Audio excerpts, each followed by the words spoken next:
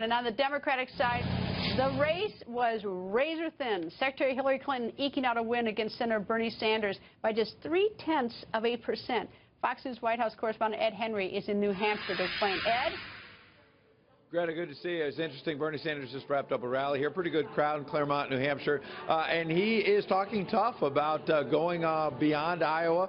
He's got a double-digit lead here in New Hampshire, obviously, and said tonight that he not only believes he's going to take out Hillary Clinton in the long run, but that he's going to beat whomever is the Republican nominee come November. So he is somebody who's coming out of Iowa despite just coming up just short and talking a pretty good game about how he thinks he's going to win this. But think about how close this was. You mentioned it being razor thin. There were actually 6 different precincts in Iowa where a coin toss decided it. That's right, a coin toss.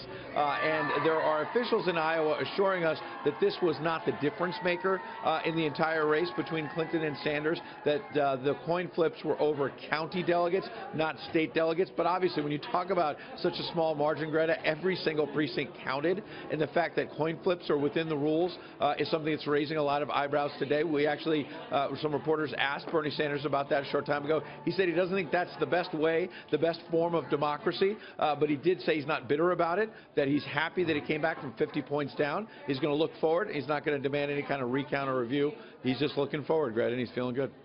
Ed, I don't understand how the Clinton people can say that it's a victory in Iowa, because that was, I mean, first of all, it's a tie, but you know that she needed to win big. Tie, yeah. Now she's in New Hampshire, where she's getting clobbered by Sanders by about 30-some points in the latest polls, and she won New Hampshire in 2008, and so now 8 years later she's getting clobbered in the polls in New Hampshire. This to me looks like Hillary Clinton's in big trouble. Well, let me answer it 2 ways. Number one, I think you're right that she's in trouble.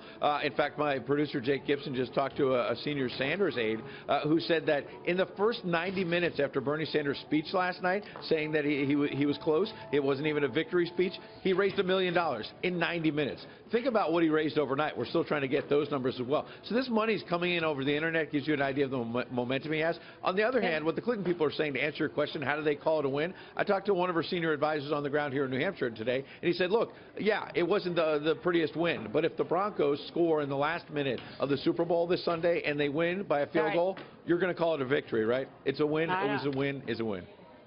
Anyway, Ed, thank you.